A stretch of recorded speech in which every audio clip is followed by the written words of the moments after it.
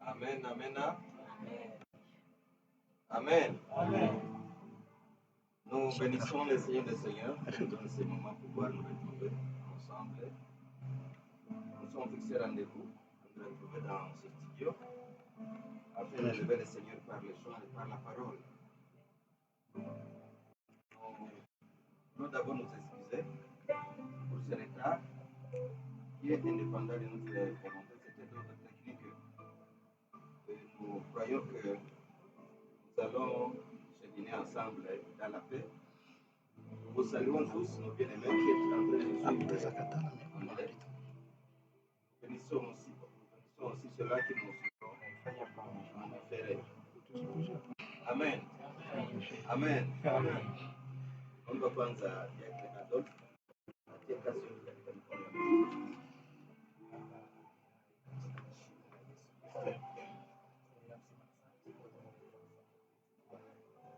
Hapa kwa ajili yako, ukiwa na misimu moja ya kuleta wale wote ambao wamevunjika mioyo, kuambia ya kwamba una uwezo wa kuleta tena karibu yako. Tunawaombea wote watakaopata jioni ya leo, wapate kumpatia Yesu. Tumisha kumwomba katika mikono ya Mungu. Maneno hili Bwana ipate kusikia katika kusikia.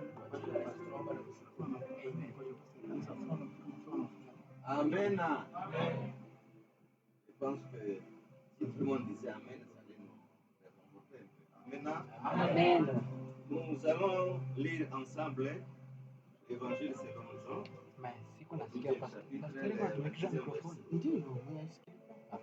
Si quelqu'un veut me servir, il se met à ma suite.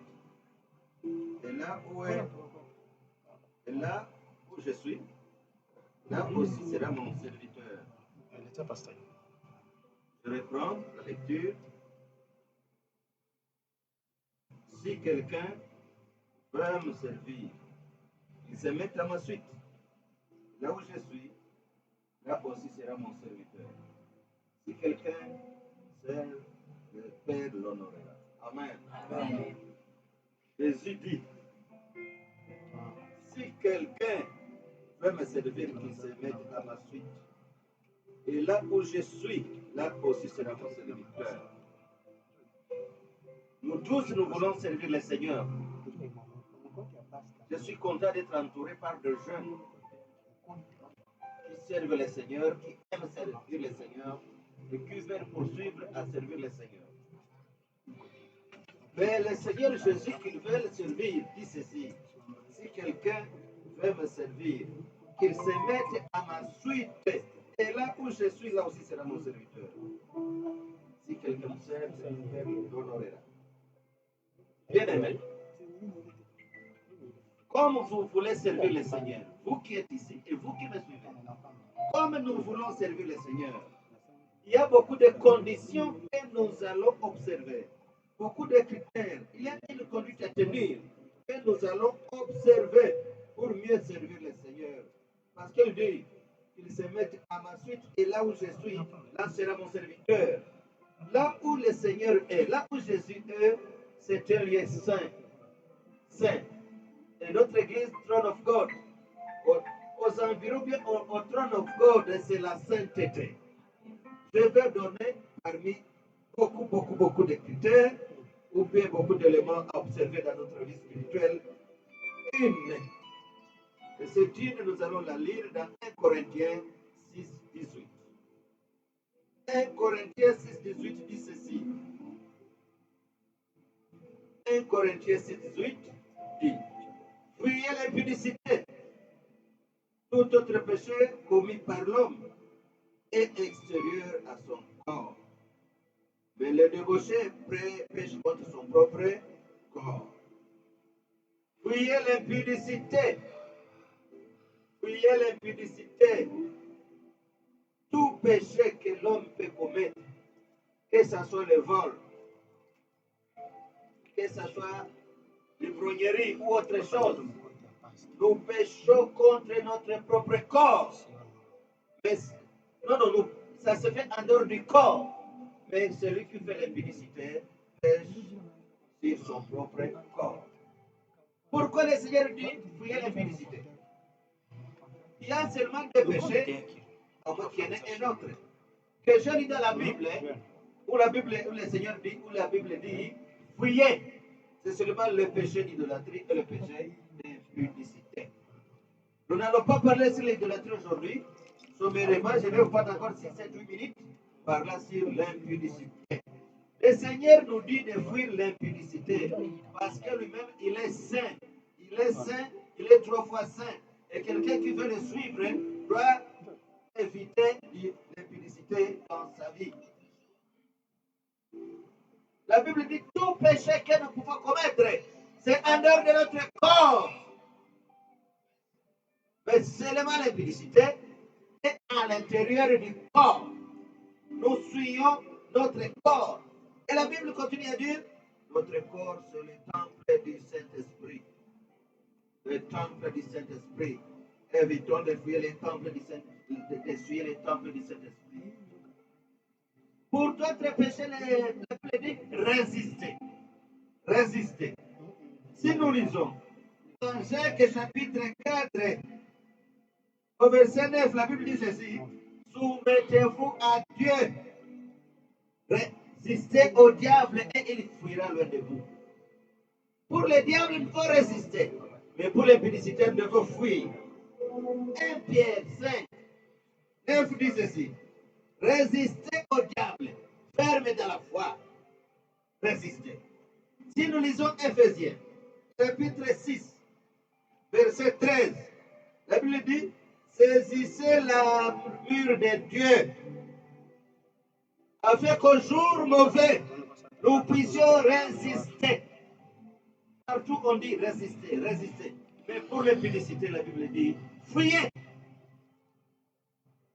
L'impudicité détruit notre vie spirituelle, détruit notre vie matérielle, notre vie financière et notre vie sur le plan du corps, sur le plan de l'âme et sur le plan de l'esprit. Avec l'impudicité, nous perdons nos finances, nous perdons nos bénédictions diverses. Je vais parler de deux personnes, Samson et Joseph. Quand Samson s'est adonné au domaine de l'impudicité, il a perdu sa puissance, sa vigueur, sa force. Et les Philistins se sont saisis de lui. Joseph était un petit enfant. Le Seigneur lui a parlé sur sa vie future. Et il connaissait déjà, je serai un grand monsieur. Je serai un grand monsieur. Même ma famille s'agenouillera devant moi. Sa vie a été... Il est passé par beaucoup de péripéties. Beaucoup d'étapes difficilement franchissables.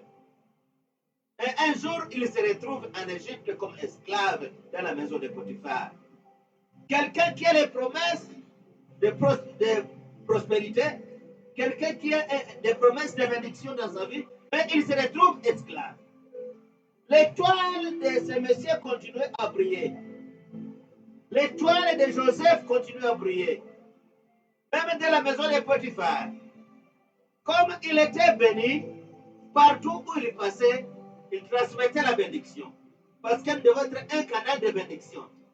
Quelqu'un qui a une étoile qui brille est un canal de bénédiction. Même la maison de Potiphar était bénie parce qu'elle avait reçu Joseph. Mais alors, dans le monde des ténèbres, il fallait tendre un piège devant Joseph afin de l'anéantir sur le plan du corps, sur le plan de l'âme, sur le plan de l'esprit. Et je vous dis sincèrement, si Joseph ne réussissait pas cette épreuve, on ne le connaîtrait pas aujourd'hui. S'il échouait, s'il faisait la bénédicité, toutes ces bénédictions s'en iraient sur le plan de l'esprit, sur le plan du corps et de l'âme. Mais alors, bien que il il n'était pas encore écrit dans la Bible qu'il faut fuir l'impudicité. Comme il avait une étoile qui brillait. Quand la femme de Potiphar a voulu le séduire, il a résisté.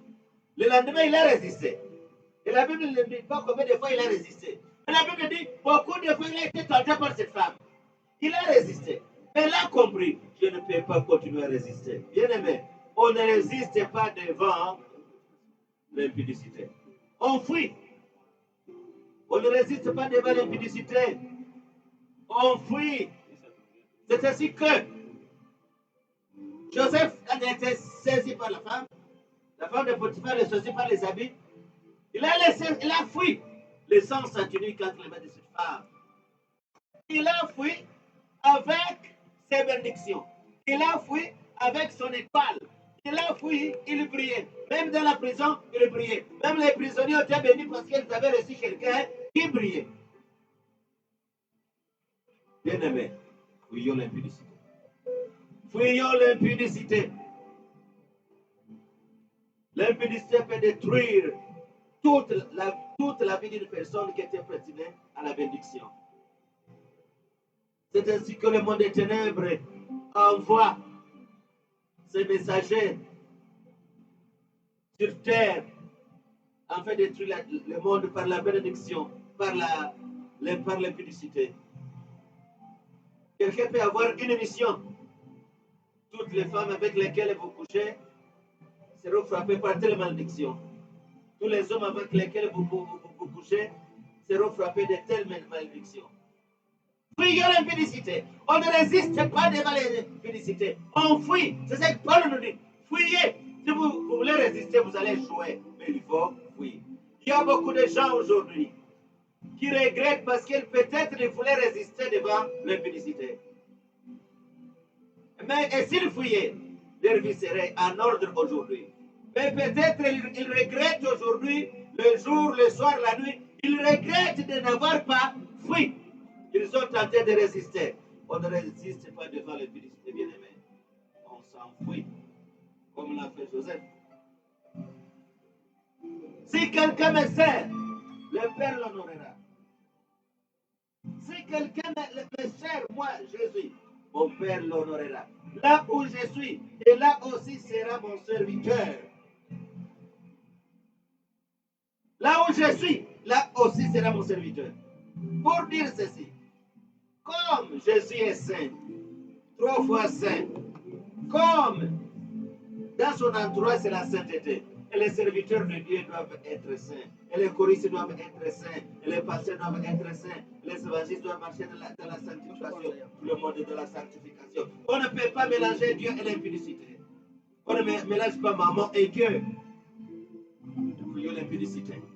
Vous voulez bénéficier de ces bénédictions que nous avons lues en Jean chapitre 2, verset 26 pour que le Seigneur vous honore. Servez-le tout en fuyant l'impudicité. Servez-le de la sanctification. Servez-le tout en fuyant l'impudicité. Que le Seigneur nous bénisse tous. Amen.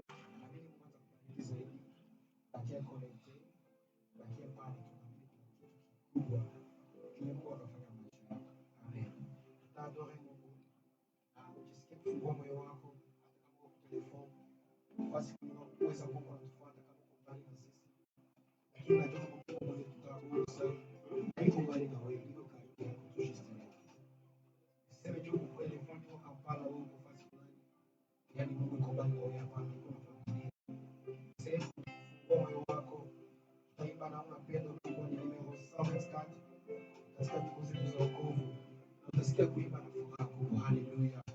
Haleluya. Asante Yesu. Asante kwa pendo lako. Asante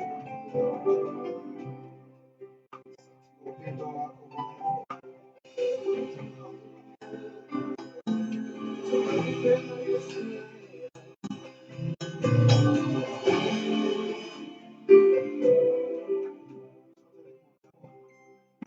Naona pendo kubwa Mungu yatoka kwa Mwokozi wangu.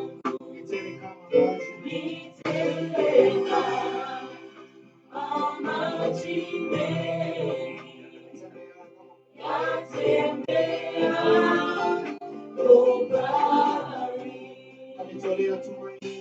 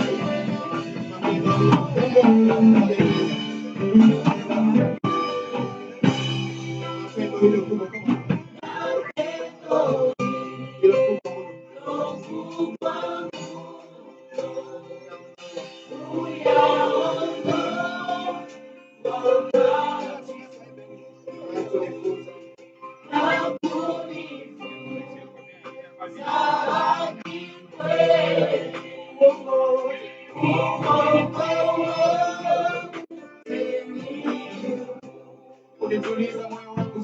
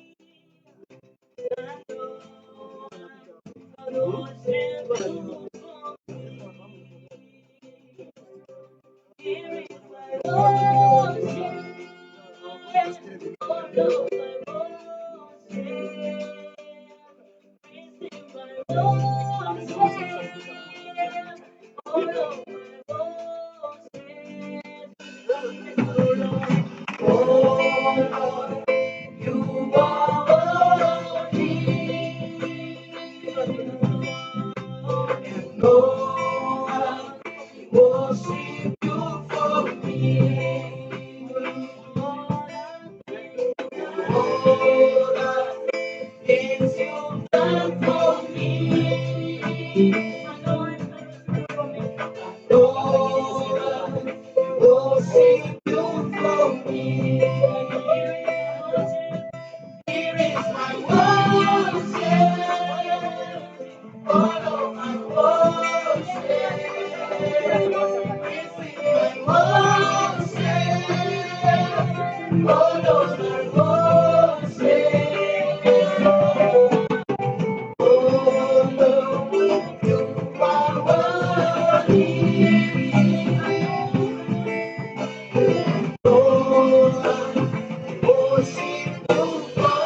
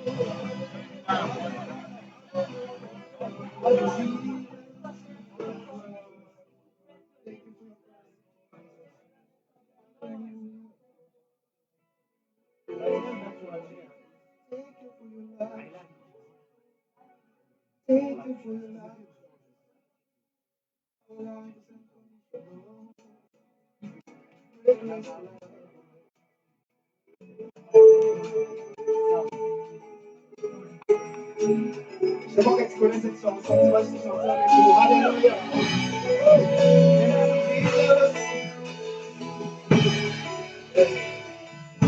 Yes, Lord.